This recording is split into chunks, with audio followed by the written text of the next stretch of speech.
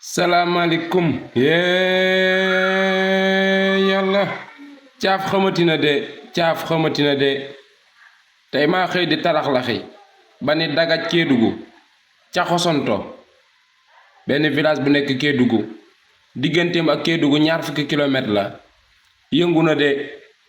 manifestation fa am problème bi nag lenn la problème mu emploi des jeunes la duma ca sori nag ndax damay bañ ñu topp ma trouble de l'ordre TikTok wala YouTube problème ba yéeme na de problème emploi des jeunes la préfet ba fa ne wala sous-préfet ba fa ne ñoom ñaar ñooñu daal kenn la ci génne ab décret boo xamante ni xëy na neexul population ba neexul ndaw yi dëkk ba waa dëkk ba jóg màmm di def ay manifestation maanaam doxub ñaxtu ni lii leen yoon waxkat ànduñu ja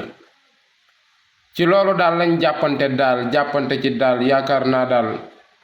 am na ñaari dese daal ñii nag nee nañ par bal la waaye man loolu dese na maa leer